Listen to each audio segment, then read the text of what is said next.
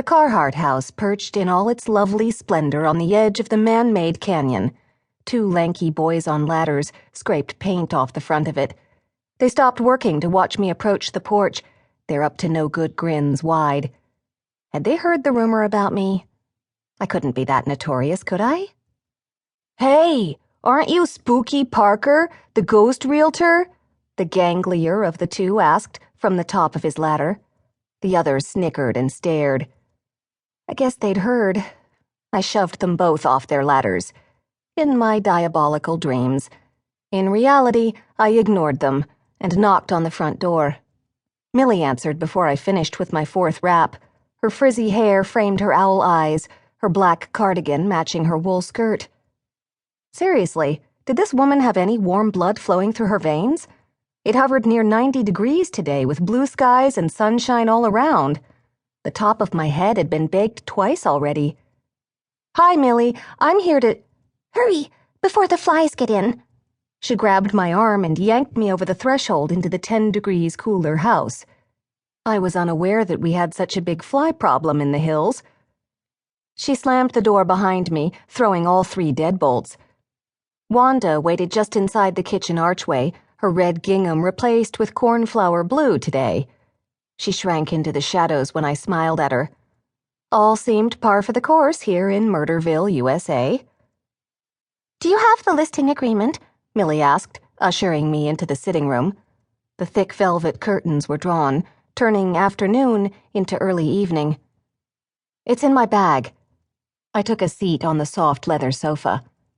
The house still smelled of vanilla, making me crave Aunt Zoe's homemade vanilla wafers.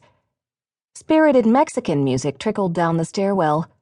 One or both women seemed to have some kind of a hankering for a fiesta.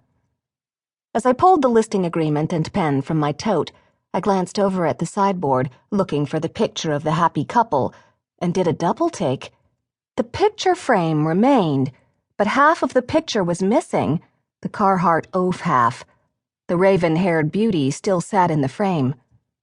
I turned away, peeking at Millie and Wanda under my lashes to see if they'd observed me gawking, but both seemed distracted. Millie watched the door, chewing on her nails.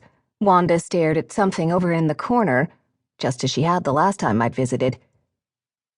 Smoothing out the listing agreement, I decided to hurry up and procure Wanda's signature and get the hell out of Dodge. There was something about those 2 women that made me feel like I was walking around in a tilted room with the furniture stuck to the ceiling. "Okay, Wanda," I addressed the silent partner, since her name was on the deed. "Read through this while I'm here and let me know if you have any questions. I've included the increased percentage rate we agreed to during my last visit." I held out the listing agreement for Wanda, but Millie snatched it from my hand. "I'll read it." Millie scanned the document. Wanda spared her daughter a glance, then focused back on the corner, her lips tight.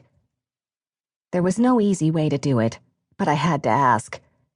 "Millie, is your mother able to sign the listing agreement?" Millie didn't look up. "What do you mean?" "Is she of sound body and—" I shifted, smoothed an invisible wrinkle on my pink paisley skirt. "Mind?" "Uh-huh." Well, that had less impact than I'd figured. "So, you don't have a power of attorney?"